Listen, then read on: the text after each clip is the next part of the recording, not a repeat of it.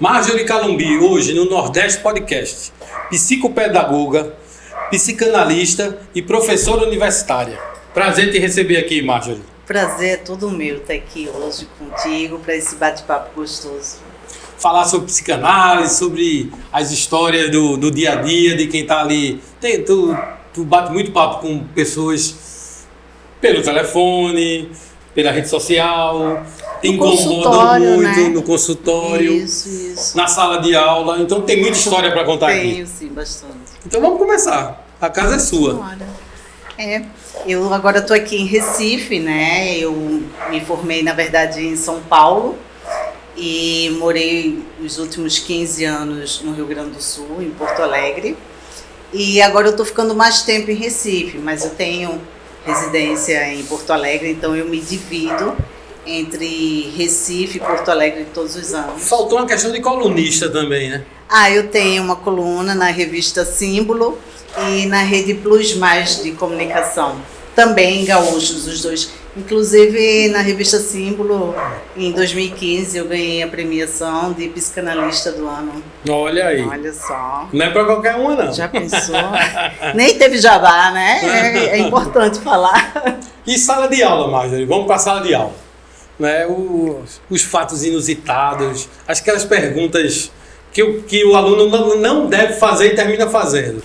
Tem história de sala de aula? Sala de aula tem, porque assim, eu ensino numa universidade particular, onde a turma que tem menos pessoas tem 78 alunos. Nossa Senhora! E eu chego a ter turma com 112, que é dado num mini auditório, né? Isso, obviamente, antes da pandemia, né? Agora, com a pandemia, passou a ser remoto. E a minha irmã, que é diretora da instituição, fica enlouquecida comigo, que ela faz...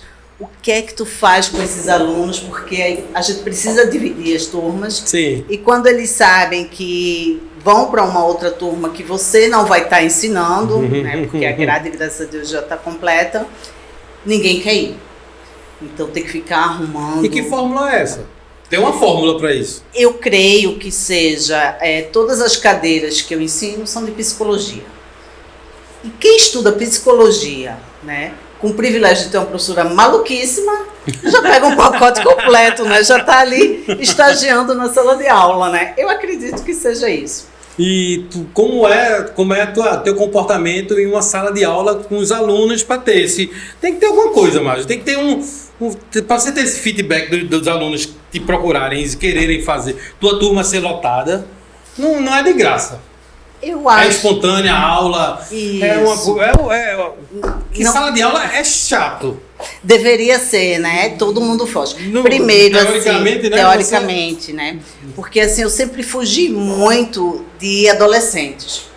Eu sempre gostava assim, ou criança, e aí a criança chega na fase de adolescência e fica chata, fica aborrecente, depois vem os idosos. Então eu sempre trabalhei muito, assim, meu consultório em Porto Alegre, por exemplo, eu dividia o espaço com uma sala vizinha com um médico geriatra. Então, assim, sempre veio uma demanda de idosos, né? E trabalhei 8 anos numa ONG com crianças carentes em Porto Alegre, então sempre nesses extremos. E aí veio esse desafio de ser professora de algumas disciplinas de psicologia, como psicologia do desenvolvimento, introdução à psicologia e tanatologia, né, que é o estudo da morte. E o que acontece? Como é estudar a morte? Estudar a morte, na verdade, é o estudo do luto. Tá. Né, o preparo, porque existem alguns tipos de luto, né? O preparo para a morte ou o luto pós-morte? Não, existe o luto antecipatório. Que é aquela pessoa, por exemplo, que tem um parente idoso, que está em estado terminal, e aí você precisa, não só ele, como a família também ir se preparando, né? Então tem o luto antecipatório, existe o luto não reconhecido. O que seria o luto não reconhecido?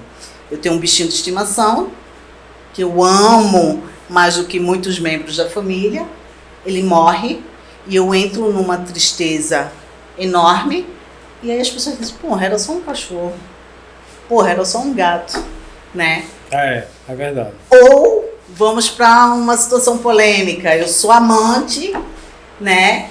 E aí o cara morre e eu fico triste e todo mundo, para, tu tá sofrendo, tu era amante. Então, só legitimam o sofrimento da esposa, né? Dos filhos. E aí eu tenho um filho com esse cara, mas não é filho do casamento. Então, a gente passa por essas situações que a gente não sabe que tem nome e que muitas vezes a gente nem se dá conta. E o luto, ele não é ligado apenas à questão da morte. É todo e qualquer tipo de perda que precisa ressignificar. Então, eu perco o emprego e o sustento da minha família, eu honrar com minhas contas, dependia tudo dele. Eu perco um filho porque ele foi para os Estados Unidos estudar, distância é uma perda, né? De luto, sim, sem dúvida. Até um relacionamento, dependendo do laço, a parte do cérebro que vai ser atingida é a mesma. Não existe essa de aqui vai ser trabalhado no cérebro porque é o luto por morte. E aqui é mais ou menos porque é uma perda. Não, né? Sim, mas aí voltando à sala de aula, eu tenho 7 turmas só de educação física. Então eu pego uma galera com muita testosterona, né, em alta, adolescente, a maioria meninos, né? Eu acho que as turmas têm em média entre 90% e 95% homens, né? E o que acontece, eu tenho que falar desse período do desenvolvimento, as fases do desenvolvimento e tudo mais. E eu sempre digo a eles assim, gente, ninguém quer pegar a turma de educação física, né? Mas por quê, prof? Porque eles dizem que vocês são tudo cheio de bomba, é tudo problemático. E, prof, a senhora faz uso dessas coisas? Gente, eu não sei, porque dizem que um dos efeitos colaterais de quem toma bomba é a voz grossa e falta de memória, né? Então, aí já começam a dizer assim, prof, qualquer coisa, tal, fulano vende um trembolona, um primobolan, e aí já começa. Os caminhos já chegam. Mas assim, no meu primeiro dia de aula, eu tive esse desafio da adolescência, porque como me colocaram a princípio para trabalhar à noite, então o diretor-geral falou, nada mais, a gente vai tirar de letra, porque à noite a maioria é adulta, né, gente que trabalha. Trabalha durante o dia. Na verdade era um bando de vagabundo que passa o dia dormindo, a maioria brincando, meus amores. E aí, quando eu me vi, um monte de adolescente, né, e eles já assim, eles também não esperam, né, que vem aí uma professora de psicologia e todo mundo pensa numa seriedade. E aí eu chego dizendo, olha, gente, não é o fato de eu estar aqui na frente que eu sou melhor que ninguém, tá? Eu só tenho um pouquinho mais de idade que vocês, com isso eu tive a oportunidade de estudar um pouco mais. Experiência. Né? E o pouco que eu sei, eu estou aqui para dividir com vocês. E aí eu me apresento, digo que morei no Rio Grande do Sul, me formei lá, né, a primeira formação. E aí eu falo minhas formações, sou pedagoga, psicopedagoga, psicanalista, psicóloga organizacional. E aí bem séria, de propósito, eu digo, e sou ex-garota de programa. E aí fica aquele silêncio. Eu faço isso de propósito, para ver a cara deles, que eles ficam... Aí uns cochicham, outros olham assim, como dizendo, que coragem que ela tem, né? Aí eu digo, gente, aí começo a mostrar uns slides, né? E aí eu dando entrevistas e tudo mais. Aí diz, gente, vocês precisam ver a cara de alívio que vocês fazem quando descobrem que eu não era puta. Então o primeiro dia de aula já é desse começa jeito. Assim, isso é a apresentação. E aí tem, né, aqui em Recife, quando chove, fica intrafegável. E aí teve um dia assim que já estava esperando Noé passar, de tanta chuva. Eu disse, não, eu vou porque muito provavelmente vão liberar todo mundo. E enquanto eu dava aula, eu olhando ali os grupos de coordenação, os professores tirando foto das turmas, dizendo, olha, só tem 2 alunos, aí o coordenador, libera. Só tem 4 alunos, libera. E eu olhei para minha turma e disse, mas puta que pariu, minha gente. Só tem a gente nessa porra desse campus. Aí, prof, a gente vem surfando no ônibus, a gente vem boiando. Mas ninguém perde uma aula tua. Ó, que legal. Porque assim, o tempo todo. O tempo Mas é a todo. descontração, né? Então, a informação junto com a descontração, você absorve melhor, você quer participar, Exato. não quer aquele negócio... Muita gente troca de turma, porque eu ensino em educação física, mas ensino em RH.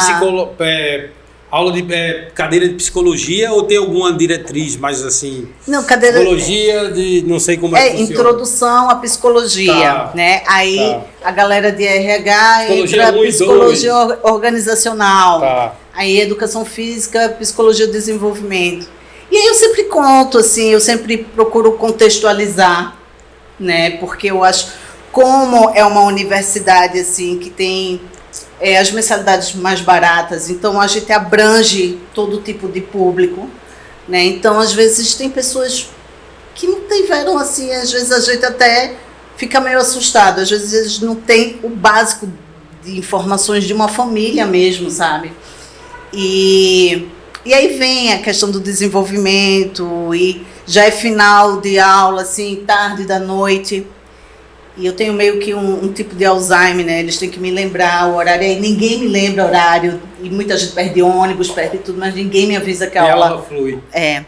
E aí chega na fase da adolescência, por exemplo, e aí eu falo, olha, gente, nesse período, aquele período, né, que começa a vir pelo pubiano, e aí tem que ensinar, né? Depila aqui, depila ali, aquela fase que o menino entra ali no banheiro e não sai mais. O chuveiro fica ligado. Aí eu até já pedi desculpa ao meu enteado, mas ele sabe que eu dou esse exemplo. Eu digo, meu enteado, por exemplo, ele entrava no banheiro. Vai entregar o enteado agora. Como é o nome dele? Paulo, não vou dizer seu nome. Não. E aí entrava no banheiro e ficava 3 horas lá batendo. Quando ele saiu, eu falei assim, meu filho, precisa acabar toda a água do planeta para bater, não. Não faço não, pelo menos conserve a natureza, não gasta essa água toda do chuveiro. Preserve o mundo, a natureza. Todo mundo sabe o que você está fazendo aí, não disfarça nada.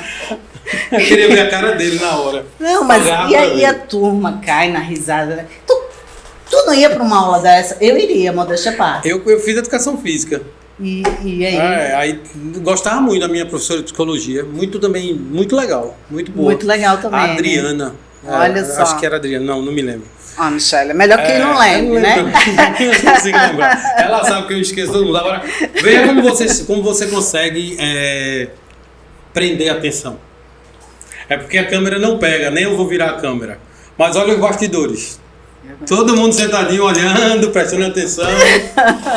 Não, e são muito parceiros, os meus alunos, eles são muito parceiros, porque assim, eles colocam a aula num campus e aí tem que trocar para outro. Só que assim, termina a aula, vira meio que consultório, né? E o pessoal começa a querer vir contar problema, eu venho junto, e aí eles vão caminhando comigo para outro campus, e eu já aviso a próxima turma, gente, vocês veem que o pessoal vem junto contando problema, então nada de colocar aí na coordenação que eu estou atrasada, porque minha irmã, o fato dela, né, ser chefe, ela não me ajuda não, ela me demite. Não, prof, pode deixar. Se ela chegar aqui, a gente diz até que a senhora acabou de ir no banheiro. Tá? Ela era muito parceira. Vamos para dentro do consultório. Vamos embora. Você me transmite alegria, você me transmite uma pessoa muito da hora, aquela pessoa muito pá. Como é uma pessoa que absorve problemas dos outros e deixar esses problemas dentro de um consultório, dentro de uma sala de aula, e viver a vida? Qual é a interferência de uma coisa na outra? Pois é. Como é que se divide? Como é que se... Se é possível isso, né? Não, tá entendendo? Todo mundo pergunta isso. Minha esposa tem uma amiga que às vezes liga para ela. Tem algumas, eu não vou dizer uma só para, né? Não falo para não acabar a amizade, embora eu já esteja bem desgastada, né? Aí daqui a pouco, quando eu vejo ela olha para mim e faz... É só problema. É só, né? Ela já desligou e fez... Eu não sou psicóloga. Eu sou arquiteta. Isso. Mas cheguei... Imagine então quem é. O que deve... As amigas misturam o consultório, a sala de aula. E como é que tu vive tua vida? Pois é. O que acontece? Todas as minhas amigas... Eu não dou conta de rede social, né? Eu acho que eu já vou em quase 100 mil seguidores, não sei como. E vão dizer que eu compro, já não tenho dinheiro para isso não, estou construindo uma casa, que eu já gastei assim 10 vezes mais do que devia, eu não tenho dinheiro sobrando para comprar seguidor não. Eu nem sabia que vendia, né? Diz que vende. Enfim, o que ocorre? Eu não dou conta. A gente falou de rede social. Isso. Então vamos tentar aumentar mais um pouquinho. Vamos embora. Não, qual é a tua rede social?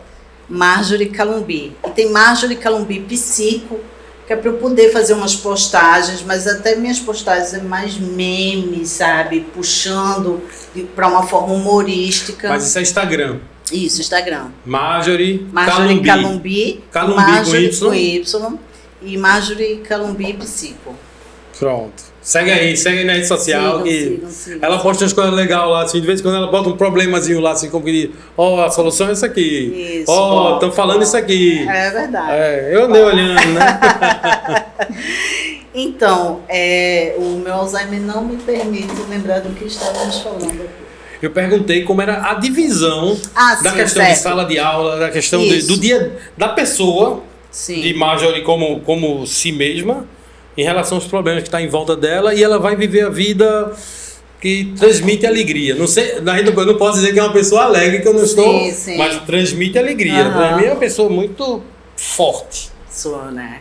Pois é. O que ocorre? As minhas amigas mais próximas, meus amigos mais próximos, eles sabem assim que tem que ter a paciência de Jó e fé de Abraão, quando me deixa mensagem no WhatsApp e tudo mais. Que seja o mais breve possível, áudio, o que for, porque eu boto tudo na velocidade 1000 do Creu. Creu. É o que der para decifrar, porque eu digo, tem uma que diz, tu gostou da oração que eu te mandei? Minha filha, 15 minutos de oração era o culto. Deus que me perdoe. Deus que me perdoe, mas se eu passar 15 minutos ouvindo sua oração, é o caminho todinho, não deu tempo. Eu disse amém, Deus nos abençoe e está tudo certo, né? E então eles entendem, né, que tem que ter esse equilíbrio. Eu não tenho filho, eu tenho um enteado maravilhoso que eu criei como filho, amo como filho, mas já é um adulto, então ele já resolve os problemas dele sozinho. Eu tenho uma gata muito mimada e ela é muito mimada por conta do meu pai, então quando eu venho saber de um problema dela, meu pai já está resolvendo. Minha mãe é cardiopata, mas eu moro com ela aqui em Recife, então não é o caso, ela tem mais saúde do que eu. Acho que eu vou infartar antes dela ter qualquer outra coisa mais séria. Então, assim, não há nenhuma situação, não sou bombeiro, né, nem sou SAMU. Não há nenhuma situação que eu tenho que ouvir de imediato, não me acho na obrigação, já fiz muito isso, mas seguindo o conselho da minha própria psicóloga, não. Porque o que acontece? Eu escuto você, digamos, Marjorie, eu estou passando por um problema, tá? Eu atendo você e vou escutar você com todo o carinho, toda a paciência de uma amizade. Mas o que acontece? Amanhã, quando você estiver mal de novo, você vai querer me ligar de novo. Fica repetitivo, é isso que eu ia perguntar agora. E vai querer que eu dê a mesma atenção. Não entende que ontem, quando eu atendi, eu não tinha obrigação de ficar todo aquele tempo com você, né? E aí você diz, Marjorie está estranha comigo. Marjorie mudou. Então hoje, quando, graças a Deus, assim, né, tem sempre consulta, eu vou dizer, marca uma consulta, porque isso virou pauta de sessão com a minha terapeuta, porque todo terapeuta tem que ter seu terapeuta, que é um passo ou repassa, né, meu filho? A gente pega a energia e repassa, senão ninguém aguenta. E aí eu comecei a dizer a ela, assim, né, assim que eu cheguei de Porto Alegre, eu disse, olha, eu sou nordestina, amo minha terra, defendo minha terra, né? Tenho aqui o Oxi e o Bá, né?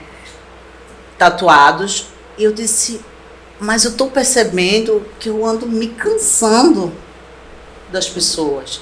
Será que eu estou me tornando uma pessoa arrogante? Comecei a me preocupar com isso. Porque, assim, os costumes são outros lá, não estou dizendo que é melhor nem que é pior, estou falando que são muito diferentes. Então, se eu quero conversar contigo, eu digo, vamos marcar um café? E aí a gente vai para um lugar, vai tomar um café, e aí o papo vai fluir. Bom ou ruim, e comigo o que é ruim se torna bom, porque não tem quem chegue e não termine com risada. É de mim. Mas aqui, eu não sei se é porque é casa, as pessoas vão chegando e tomam um cafezinho e fica o café pro almoço, pro jantar, e você quer tirar um cochilo e, porra, tô já cochilando no meio da conversa, vai contar essa história de novo, sabe?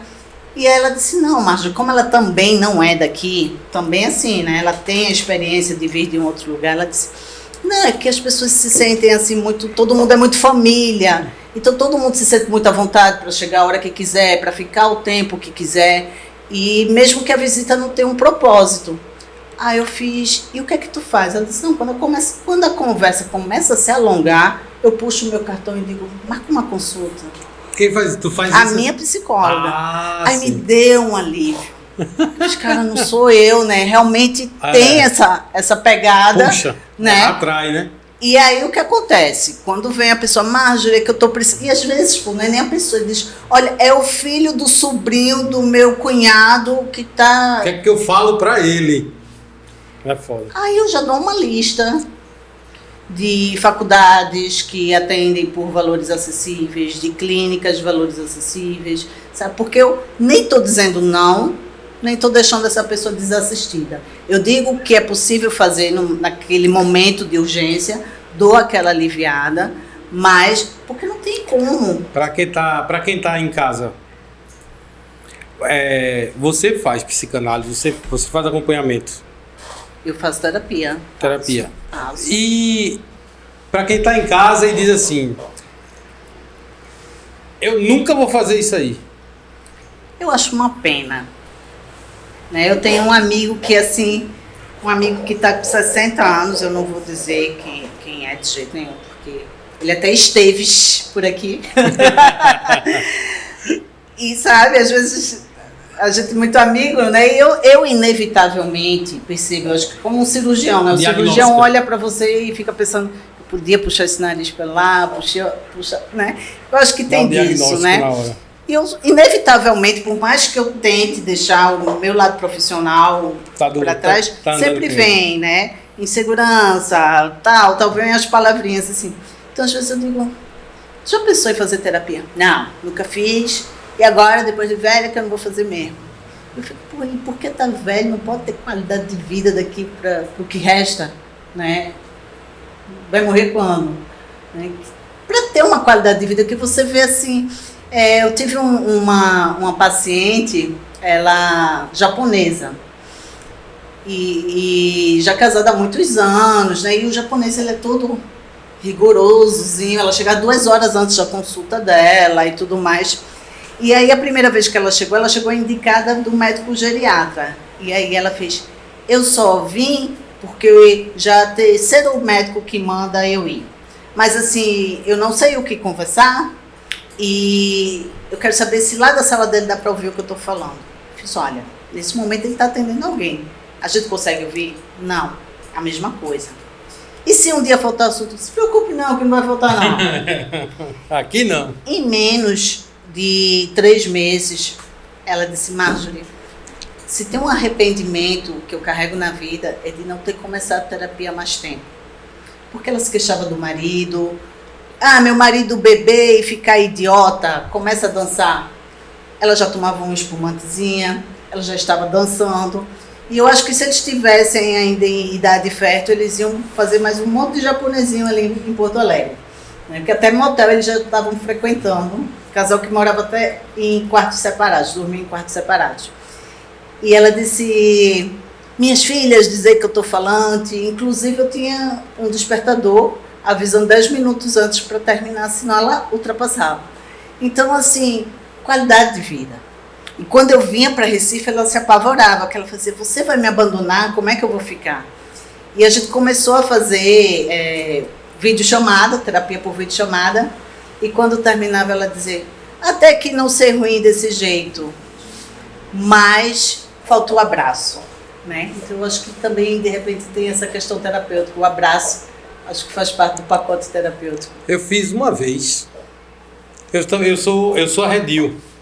Mas eu não sou arredio porque sou contra, porque eu já fui 2 vezes. Sim. Uma psicóloga, e um psicólogo.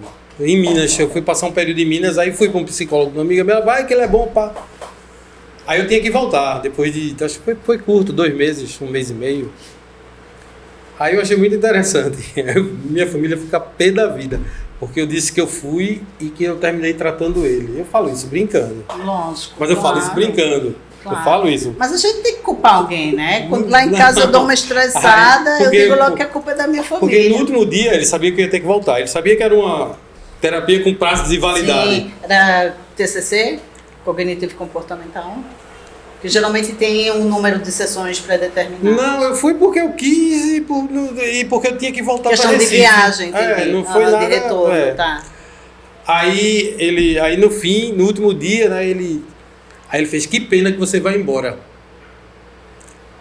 Porque eu tenho muita carga negativa que eu recebo aqui nesse consultório. E você que chegava aqui me aliviava, batendo papo com ele, né? Aí eu brinco dizendo que eu tratei ele. Mas existe isso. Aí quando terminou ele fez, posso lhe pedir uma coisa? Naquela época podia, né? Faz tempo isso. Aí eu fiz, pode. Ele fez, só quero lhe dar um abraço. Aí veio e me abraçou. Que gostoso. Mas é porque assim, viu, essa coisa também não é muito permitida não, só que eu sou um ponto fora da curva, né? Então, quando termina minhas aulas, tem fila de abraço. Quando termina a minha consulta, eu abraço meus pacientes sempre. Eu faço umas coisas assim que, segundo Freud, não deveria, mas eu vejo Freud como o pontapé inicial. Acho que muita coisa evoluiu depois de Freud, entendeu? E ficar presa a Freud na minha cabeça, e a galera freudiana vai querer arrancar minha cabeça, para mim é como a gente ter que viajar até hoje 14 bis, porque Santos Dumont foi o pai da aviação, entendeu? Muita coisa evoluiu, né? Mudou então, também. Eu, inclusive, trabalho junto com a neurociência, porque os meus atendimentos é com neuromodulação. Eu trabalho com um aparelho. Neuromodulação. Então, isso. Peraí. O tempinho da primeira parte chegou ao fim? Já! Não, mas tem a segunda. Aí na segunda parte a gente vai falar o que é neuromodulação. Ok. Marjorie Calumbi, rede social? Marjorie Calumbi. Com Y, Calumbi. Isso, Calumbi. Com Y. No Instagram? Marjorie Calumbi Psico. São dois. Marjorie Calumbi e Marjorie. Pronto. Nordeste Podcast. Toca o sininho. Essa história massa vai ter a segunda parte aqui para você, que ela vai falar o que é neuromodulação, que ela trabalha com isso. E eu também quero que ela conte uma história de alguém que procura. Não precisa dizer nomes. Mas uma história interessante. Tem uns que já morreram. Pronto, uns que já morreram, a gente vai falar, vai contar uma história bem massa, bem interessante para você na segunda parte. Marjorie Calumbi, Nordeste Podcast. Nordeste Podcast. Nordeste Podcast. Nordeste Podcast. Nordeste Podcast. Nordeste Podcast. Nordeste Podcast.